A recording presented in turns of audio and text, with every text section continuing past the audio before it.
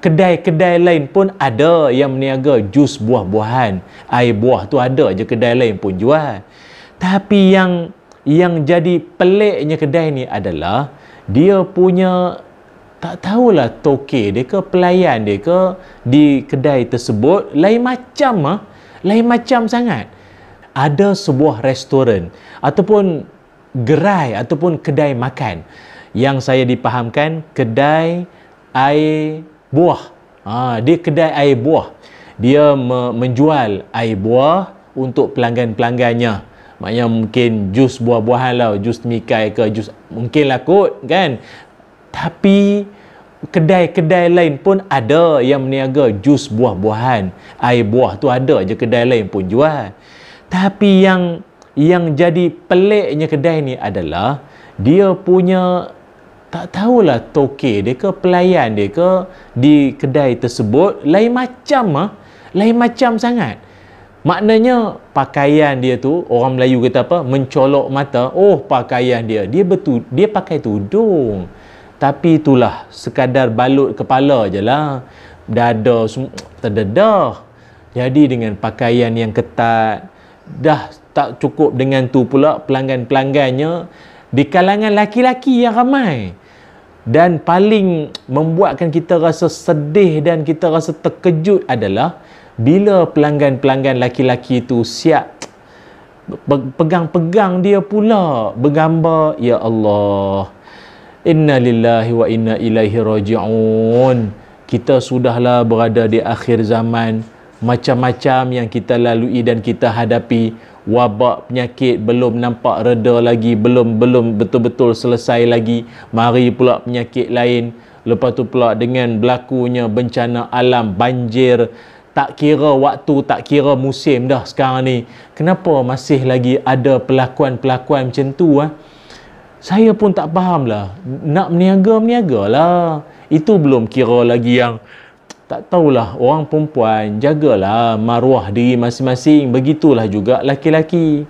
Tapi orang perempuan ini Allah Subhanahu Wa Taala ciptakan dia dengan orang kata apa, spek kejadian yang istimewa, yang cantik, yang elok, yang suka dipandang laki-laki. Tapi ingat, biarlah yang cantik, sedap mata memandang tu di mata suami, bukan di mata laki-laki yang dalam Quran pun Allah Ta'ala sebut akan memancing mata-mata lelaki yang jahat nanti nak buat tak elok. Tu sebab Allah Ta'ala suruh tutup aurat. Tutup aurat bukan sekadar pakai tudung, mesti bertudung penuh, elok, tutup pakaian jangan ketat. Dia akan sikit sebanyak macam magnet. Dia tarik laki-laki yang mungkin hatinya, imannya lemah. Bukan senipih kulit bawang dah. Kulit bawang tu pun koyak dah. Lepas tu mata-mata yang jahat-jahat ni nak buat benda tak elok. Jadi itu yang kadang kita tak faham. Ada setengah orang beranggapan, dia kata kalau nak bagi viral, nak melariskan perniagaan, kena buat pelik pada orang kot. Kenapa sampai pelik, sampai mengorbankan maruah, mencalarkan maruah? Tak ada rasa malu ke? Lepas tu bila berita-berita yang kita dapat, ada yang mengatakan dia bukannya seorang yang macam jenis malu sangat. Dia tak kisah pun. Kalau wanita ada maruah diri ni, dia malu untuk nak berpakaian serupa itu, nak bergelek, bergedik macam tu. Malah kalau ada orang mana-mana lelaki macam tu, dia mesti marahnya mempertahankan maruah dia. Maruah tu. Tapi macam mana boleh jadi macam tu? Kita pun, ya Allah, kita pelik maka sebab itulah Nabi Muhammad sallallahu alaihi wasallam, baginda Nabi ada mengingatkan khusus buat kita semua kaum laki-laki ini. Ingat, kita yang menonton ni sama ada ayah, sama ada suami, sama ada abang ataupun adik laki-laki, tolong pesankan pada ahli keluarga kita bahawa lama dah Nabi sallallahu alaihi wasallam dalam wasiat terakhir Nabi, dalam khutbatul wada' Nabi, khutbah terakhir Nabi, yang mana khutbah tersebut berlangsung kira-kira 2 bulan 30 hari sebelum baginda wafat. yang mana Nabi sallallahu alaihi wasallam telah pun berkhutbah pada 9 Zulhijjah tahun ke-10 Hijrah di hadapan 144,000 orang yang ada pada ketika itu. Yang mana apa yang Nabi masukkan, yang Nabi sampaikan dalam khutbah terakhir Nabi itu merupakan rumusan kepada 23 tahun perjuangan ajaran dakwah Nabi SAW. Dalam banyak-banyak yang Nabi sampaikan pesanan dalam khutbah baginda Nabi, Nabi menyebutkan fa innalakum ala nisaikum haqqa. Kamu ada tanggungjawab terhadap isteri kamu, dan isteri kamu ada tanggungjawab ke atas kamu. Maknanya isteri dia ada tanggungjawab terhadap suami, dan suami pun ada tanggungjawab terhadap isteri. Saya pun tak pastilah peniaga tu dia dah kahwin ke belum, saya pun tak pasti. Tapi takkan dia tak ada ayah, tapi takkan dia tak ada abang, takkan dia tak ada saudara laki-laki ke, atau yang kena tegur dia. Mungkin wallahu alam lah, mungkin ada yang kata dah tegur dah tu, tak makan saman juga. Tu. Kemudian Nabi juga berpesan apa lagi? Wastausu bin nisa'i khaira fa innahunna indakum awanun. Layanlah wanita dengan baik, lemah lembut, kerana mereka adalah teman pembantumu yang setia. Nabi mengajarkan kita supaya nasihatkan mereka, pesankan pada mereka ni. Dia banding perempuan dengan lelaki, perempuan ni hati dilembut sikit, nasihat, pesan-pesan. Wallahu alam, tak tahulah tak ada yang pesan ke apa, kita pun tak tahu sampai boleh jadi macam tu sama sekali. Kita nak berpesan lah, saya pun ada isteri, ada anak-anak perempuan. Kita nak berdoa pada Allah Subhanahu Wa Taala, moga kita ni jadi keturunan yang ada maruah, ada rasa malu, ada rasa bertanggungjawab terhadap kehormatan diri dan maruah keluarga.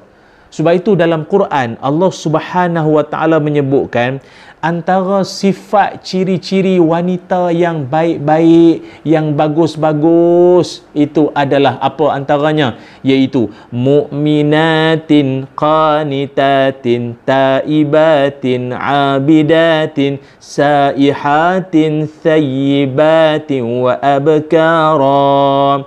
Apa sifat-sifat wanita solehah, wanita bagus-bagus? Sifatnya apa?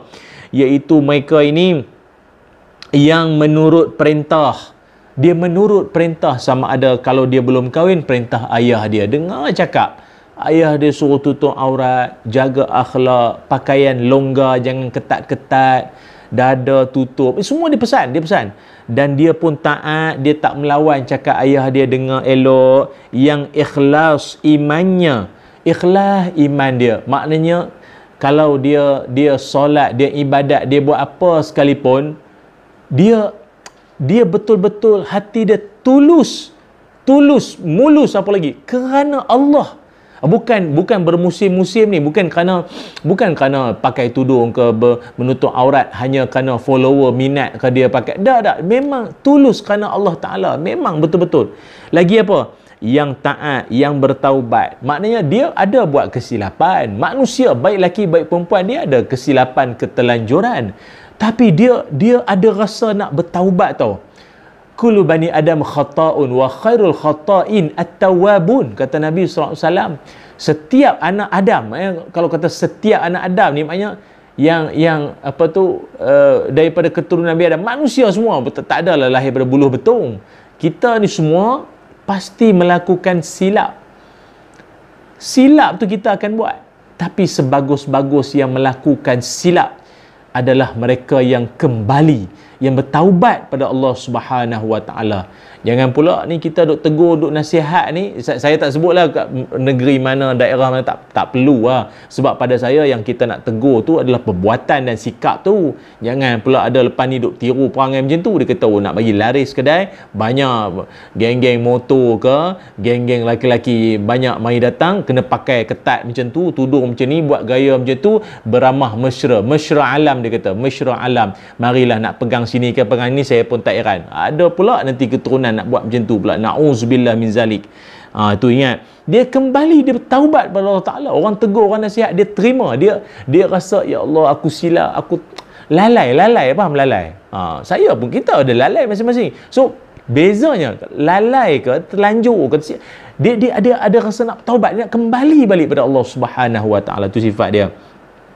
Abidatin, dia seorang yang tetap beribadat pada Allah Subhanahu Wa Taala, yang berpuasa, dan semua sifatnya ini tak kiralah sama ada dia tu janda ataupun anak dara. Thayyibatin wa abkara, janda ke anak dara ke, perangainya tetap sama begitu. Imannya, maruah dirinya dia jaga sama sekali. Dirinya, nama baik keluarganya itu kerana Allah Subhanahu Wa Taala. Jadi kita nak pesankan sekali lagi, tolong jangan buat malu, tolong jangan buat perangai macam tu lagi, mencemar nama baik keluarga, dan juga memberikan satu imej yang tak elok terhadap agama kita. Jadilah wanita yang solehah, wanita yang baik, bertaubat, minta ampun pada Allah. Dan mana-mana laki-laki yang berkunjung, yang duk pegang-pegang tu ya Allah, malu dengan anak-anak, malu dengan anak-anak, duk tengok apa labah buat macam tu. Tapi kalau bujang sekalipun, tak tahulah, video tu agak tular tu, orang duk tengok, ya Allah, macam mana lah agaknya ya. Jadi marilah, tak apa, kita bertaubat, minta ampun pada Allah Subhanahu Wa Taala agar Allah ampunkan dosa kita. Saya bercakap bukan bermakna saya baik, tapi saya nak jadi baik, dan saya nak ajak anda semua pakat-pakat kita jadi baik. Kan kita dah, dunia dah di penghujung dah ni, patutnya tak ada lagi dah benda-benda macam ni. Yang patut kita fikirkan adalah kelangsungan umat kita, memandaikan umat, macam mana kita nak bagi jiwa kita makin lama makin dekat dengan Allah Ta'ala, bukan makin jauh. Tu yang sepatutnya. Wallahu a'lam.